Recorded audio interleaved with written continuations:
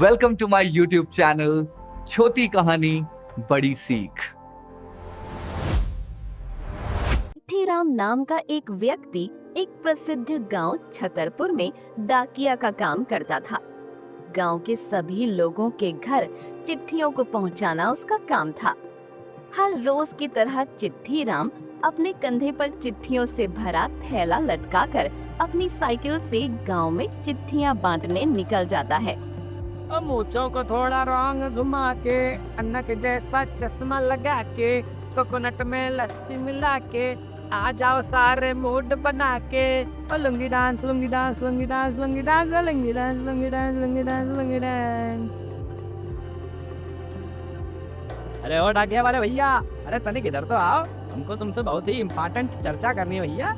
अरे कहिए चाचा, क्या बात करनी है आपको हमसे? अरे बेटा, मैं तो बस ये कह रहा था कि मेरे बेटे का कोई खत आया है कि नहीं। अरे नहीं चाचा, अभी तक तो कोई खत नहीं आया। जैसे ही आपका बेटा डाकघर में खत देगा, आपको तुरंत ही वो खत सौंप दूंगा, ठीक है? बेटा, तुम तो जानते ही हो कि मेरा बेटा एक आर्मी ऑफिसर है। बहुत दिन हो गए लेकिन अभी तक उसका कोई खत नहीं आया। मैं उसको बहुत दिनों से याद कर रहा हूँ। अरे चाचा जी, चिंता मत कीजिए, मुझे लगता है आपका बेटा अभी देश की सेवा करने में व्यस्त है। लेकिन मैं कामना करता हूँ आपके पास अपने बेटे का खत जल्दी आ जाए। हाँ बेटा, पता नहीं भगवान मेरे बेटे का खत मुझ तक कब पहुँचाएगा। ठीक है चाचा जी, अब मैं चलता हूँ। अच्छा, मुझे और भी जगह चिट्ठियाँ बांटने जाना है। इतना कहकर चिट्ठीराम अपनी साइकिल से दूसरी जगह चिट्ठियां बांटने निकल जाता है। अम्मा, अरे ओ अम्मा, अरे जरा बाहर आना, तुम्हारे लिए खत आया है।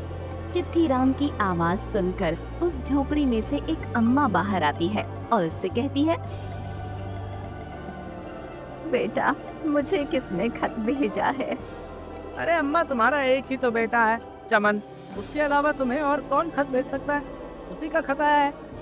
अच्छा, मेरे बेटे चमन का खत आया है। ओ डाकिया बाबू, जल्दी से मुझे मेरे बेटे का खत दे दो। अरे अम्मा, मुझसे खत लेकर क्या करोगी? तुम्हें पढ़ना तो आता ही नहीं है। रुको, मैं ये चिट्ठी तुम्हें पढ़कर सुनाता हूँ। मेरी प्यारी अम्मा, इस बार मैं तुमसे मिलने नहीं आ सकता। कंपनी में ज़्यादा काम होने की वजह से मालिक ने मुझे छुट्टी नहीं दी, इसलिए इस महीने मैं तुमको 5,000 रुपये दे रहा हूँ, जिससे घर का राशन आ जाएगा और इन पैसों से तुम आराम से इस महीने का गुजारा कर सकती हो। मैं तुमसे जल्द ही मिलने आऊँगा। तुम्हारा प्यारा बेटा चमन। खत सुनकर अम्मा की आंखों से आंसू आ जाते हैं और वो चिट्ठीराम से कहती है, पता नहीं मेरे बेटे को कब छुट्टी मिलेगी। डाकिया बाबू, मुझे अपने बेटे की बहुत याद आ रही है। अम्मा, क्या कर सकते? अगर हमारे गांव में कोई कंपनी होती तो चमन को काम करने के लिए शहर ना जाना पड़ता। खैर, ये सब छोड़ो। ये लो 5,000 रुपए जो चमन ने तुम्हारे लिए भेजे हैं। और फिर चिट्ठीराम अम्मा को चमन के दिए हुए 5,000 रुपए देकर वहाँ से चला जाता है। आज का काम खत्म हुआ, अब जल्दी से घर चला जाता हूँ। भाग्यवान मेरा इंतजार कर रही होगी। ऐसे ही चिट्ठीराम गांव में रोज खत बांटने जाता था। सब कुछ सही चल रहा था, लेकिन किस्मत को कुछ और ही मंजूर था। उसी गांव में एक हीरा नाम का एक डाकू भी रहता था।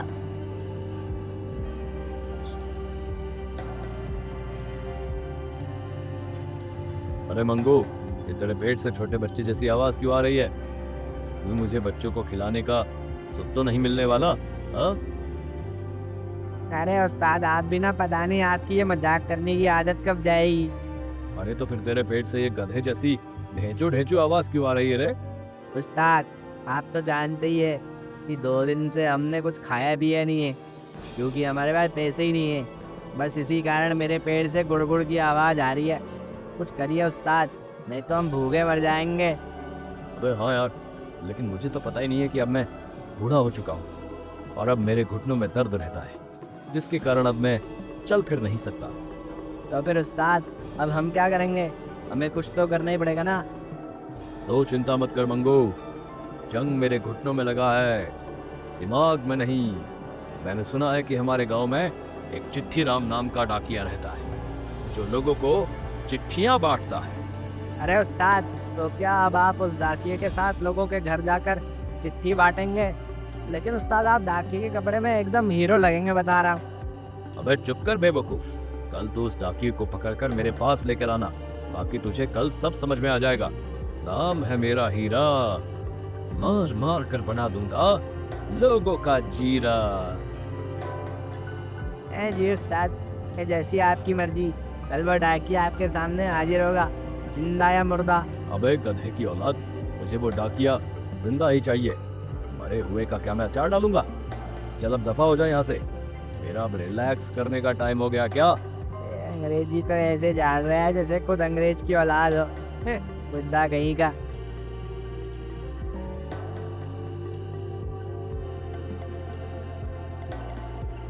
अगले दिन चिट्ठी राम हर रोज की तरह लोगों के घर खत बांटने जाने लगता है। तभी वहाँ पर मंगू एक चाकू लेकर उसके रास्ते में खड़ा हो जाता है। तुझे देखा तो ये जाना सनम, और प्यार होता है दीवाना सनम, और तेरा साथ न छोड़ेंगे हम तेरे आशिक और बाकी सब सेंटर फ्रेश चिंगम। अरे ओ चिट्ठी की दुकान रुक जावे, वरना मुझसे बुरा कोई नहीं होगा, समझा? चिट्ठी राम गाना गाने में मगन था। उसको सड़क पर खड़ा हुआ मंगू दिखाई ही नहीं दिया और वो अपनी स्पाइक को मंगू में ठोक देता है। अरे मर गया रे, अबे ओ डाकिए की औलाद, अबे तुझे दिखता नहीं है बे? अबे पहले से मैं अधमरा हो रहा हूँ और तूने मेरी कमर में तोड़ डाली। अरे बहुत तेज दर्द हो रहा है। अरे भाई मुझे माफ कर दो, मैं गाना गाने में इतना मगन हो गया कि मुझे तुम दिखाई ही नहीं दिए। लेकिन गलती तुम्हारी भी है, तुमको बीच सड़क पर खड़ा होने की क्या जरूरत थी? मैं तुझे रोकने के लिए मैं बीच सड़क पर खड़ा था, समझा? चल अब जल्दी से मेरे साथ चल हीरा डाकू के पास, उन्होंने तुझे बुलाया है। क्या हीरा डाकू ने मुझे बुलाया? लेकिन भाई तुम हो कौन? अरे तू मुझे नहीं जानता, मैं तुझे जिस डाकू के पास ले जा रहा हूँ ना रे, वो मेरा ही चेला है। वो क्या है ना, अब वो लंगड़ा हो चुका है, इसलिए मैं तुझे लेने आया हूँ। और सुन, हीरा डाकू रोज मेरे पैर पड़ता है, समझा? हाँ भाई मैं समझ गया। अरे अब जल्दी से चल मेरे साथ अपने अड्डे पर, वरना इस चाकू से तेरे पेट की सर्जरी कर दूंगा, समझा? चलो जल्दी। और फिर मंगू चिट्ठी राम को डरा धमका कर उसे हीरा डाकू के अड्डे पर ले जाता है। उस्ताद ये लो, मैं इस डाकिये को जो है आपके पास ले आओ। अब बताओ आगे क्या करना है? अबे डाकिये, क्या तू मुझे जानता है? अरे डाकू जी, आपको कौन नहीं जानता, और जो कुछ नहीं भी जानता था वो सब आपके इस चेले ने बता दिया। अच्छा, क्या बताया इस लपड़ झंडू ने तुझे? यही कि आप हर रोज इसके पैर पड़ते हो, आप लंगड़े हो चुके हो, इसलिए ये मुझे लेने गया था, और इसने बताया कि आप ही इसके चेले हो। क्या इस हरामखोर की ये मजाल? मंगू, मैं तुझे बंदूक से उड़ा दूंगा, तुझे गोलियों से छलनी करके चील कौओं को खिला दूंगा, समझा? नाम है मेरा हीरा, मार मार कर बना दूंगा सभी लोगों का चीला। अरे उस्ताद, मैंने ये सब इससे नहीं कहा, ये डाकिया झूठ बोल रहा है। तुझे तो मैं बाद में देख लूंगा, पहले इस डाकिये से निपटता हूँ। बताइए डाकू जी, आपने मुझे यहाँ क्यों बुलाया? देखो, मैंने तुम्हें यहाँ बहुत ही खास काम के लिए बुलाया है। अब सुनो, तुम लोगों के घर जाकर उनको खत बांटते हो, है ना? लेकिन अब तुम लोगों को फर्जी खत बांटकर उनसे पैसे लूटा करोगे, और आए हुए पैसे हम दोनों बराबर बराबर बांट लेंगे। डाकू जी, आप कहना क्या चाहते हैं? मैं कुछ समझा नहीं। जरा मेरे पास आओ, मैं तुम्हें सब समझाता हूँ। और फिर हीरा डाकू चिट्ठी राम के कान में कुछ फुसफुसाने लगता है। लेकिन डाकू जी, ये तो गलत है ना, मैं एक ईमानदार डाकिया हूँ, मैं ऐसा नहीं कर सकता। चिट्ठीराम, बात को समझ, उसमें हम दोनों का ही फायदा है। लेकिन अगर तूने ऐसा नहीं किया ना, तो मैं तुझे गोली मारकर पास के ही कुएं में फेंक दूंगा, समझा? जी डाकू जी, मैं सब समझ गया, मैं आपके बताए अनुसार ही करूँगा।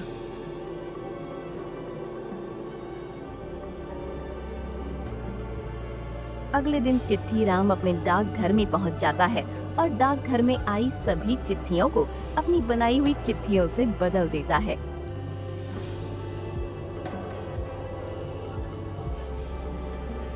अरे अम्मा, जल्दी बाहर आओ, तुम्हारे बेटे का खत आया है।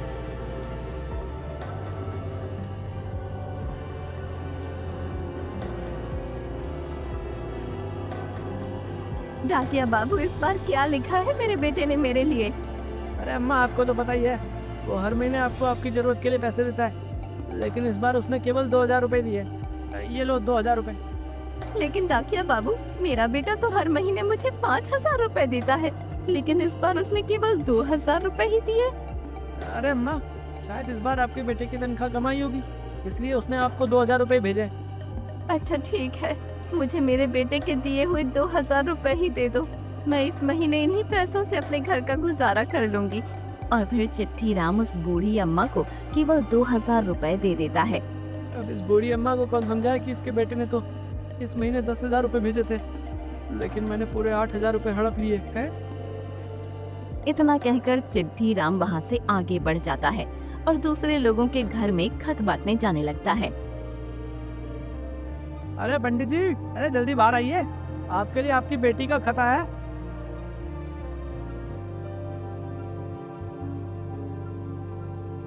अरे क्या हुआ डाकिया बाबू, इतना क्यों चिल्ला रहे हैं? क्या मेरे लिए कोई चिट्ठी आई है? हाँ पंडित जी, आपकी बेटी गीता का पत्र आया है, जो इलाहाबाद में पढ़ती है। क्या मेरी बेटी गीता का पत्र आया है? अरे ओ डाकिया बाबू, हमारी आंखें अब थोड़ी खराब हो चुकी हैं, हमको ये खत के अक्षर अब दिखाई नहीं देते। क्या आप हमें ये पत्र पढ़कर सुना सकते हैं? अरे हाँ पंडित जी, क्यों नहीं, आपकी बेटी हमारी भी तो बेटी है, हम अभी आपको ये खत पढ़कर सुना देते हैं। और फिर चिट्ठी राम पंडित जी को वो खत पढ़कर सुनाने लगता है। मेरे प्यारे पिताजी, मैं यहाँ बहुत खुश हूँ और मेरी पढ़ाई बहुत अच्छी चल रही है, और मैं कामना करती हूँ कि आप भी वहाँ बहुत खुश और मंगलमय होंगे। लेकिन पिताजी, मुझे आपसे एक मदद चाहिए। मेरे कॉलेज की फीस अभी जमा नहीं है, इसलिए मैं चाहती हूँ कि आप मुझे जल्द ही 50,000 रुपए देने की कृपा करें, नहीं तो मेरी पढ़ाई अधूरी रह जाएगी। आपकी प्यारी गीता। डाकिया बाबू, मेरी बेटी मुझसे 50,000 रुपए की मांग कर रही है। मैं अभी आपको पूरे 50,000 रुपए ला कर देता हूँ, आप उन पैसों को मेरी बेटी तक पहुँचा देना। हाँ पंडित जी, आप वो पैसे मुझे दे दीजिए, मैं चिट्ठी के माध्यम से वो पैसे गीता बेटी को पहुँचा दूंगा। और फिर पंडित जी चिट्ठी राम को पूरे 50,000 रुपए दे देते हैं और चिट्ठी राम वो पैसे लेकर मन ही मन खुश होने लगता है। पंडित जी, मुझे माफ कर देना, आपकी बेटी ने आपके लिए कोई पत्र नहीं भेजा था, वो तो सिर्फ पैसे कमाने की मेरी एक चाल थी।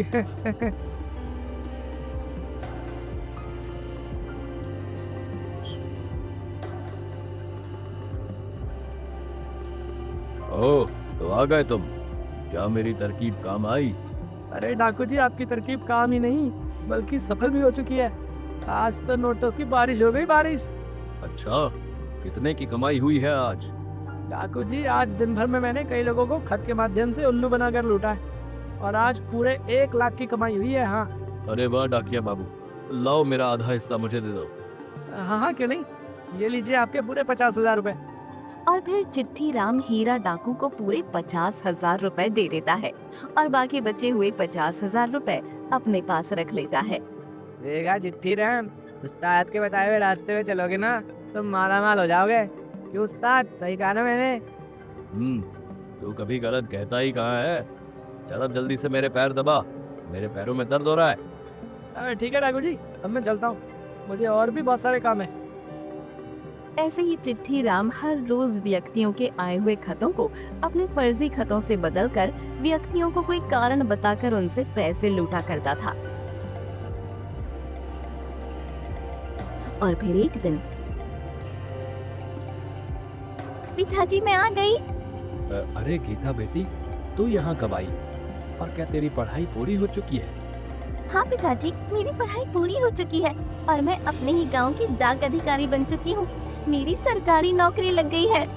अरे वाह, ये तो बड़ी ही प्रसन्नता की बात है। लेकिन बेटी, अभी कुछ दिनों पहले ही तेरा पत्र आया था और तूने मुझसे कॉलेज की फीस के लिए पूरे 50,000 रुपए मांगे थे, तो फिर तेरी इतनी जल्दी पढ़ाई पूरी कैसे हो गई? अरे पिताजी, ये आप क्या कह रहे हैं? मैंने तो आपको कोई खत नहीं भेजा और न ही आपसे कोई पैसे मांगे। क्या? लेकिन बेटी, अभी कुछ दिनों पहले ही डाकिया बाबू अपने घर आए थे और उन्होंने मुझे तेरा वो पत्र भी पढ़कर सुनाया था।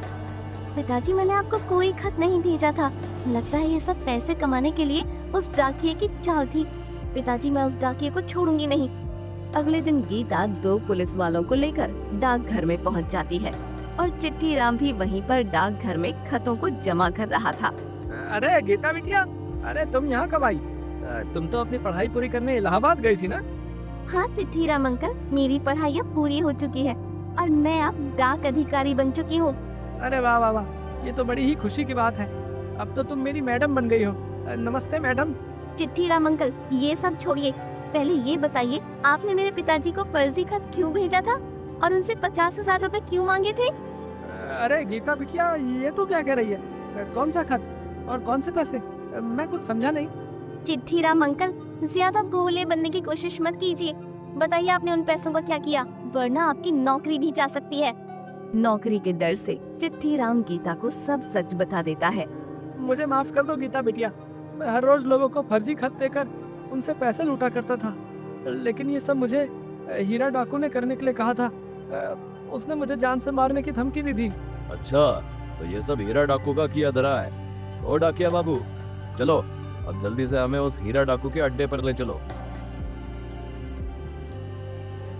अरे उस्ताद, ये पुलिस यहाँ कहाँ से आ गई? लगता है इन सबको पता चल गया। जल्दी से यहाँ से खिसक लो। अबे मजनू की औलाद, मैं भाग नहीं सकता, मेरे पैरों में दर्द है। लगता है अब हमारा राम नाम सत्य है। हाँ, तू बे हीरा डाकू, तुझे बुढ़ापे में भी समझ में नहीं आती क्या? हैं? मैंने सोचा था कि तू अब सुधर लिया, लेकिन तू तो मेरा भी बाप निकला। अब मेरे साथ थाने चल, तुझे बुढ़ापे में पनीर की सब्जी खिलाऊंगा। चल। और फिर पुलिस हीरा डाकू, चिट्ठी राम और मंगू को हथकड़ी लगा देती है। गीता बिटिया, मुझे बचा लो, मैं जेल नहीं जाना चाहता। चिट्ठी राम अंकल, गलती तो आपने भी की है। अगर आप ये सब पुलिस को पहले ही बता देते तो आपको जेल न जाना पड़ता और न ही आपकी नौकरी जाती। चिट्ठी राम के लालच ने उसे डाकिया से डाकू बनने पर मजबूर कर दिया। अगर गीता सही समय पर गांव न आती तो इन डाकुओं का पर्दाफाश कभी न। अब मैं क्लियरली बोल रहा हूँ, चैनल को सब्सक्राइब करें। चैनल का नाम है छोटी कहानी बड़ी सीख। लाइक कीजिए, सब्सक्राइब और कमेंट भी कीजिए। धन्यवाद।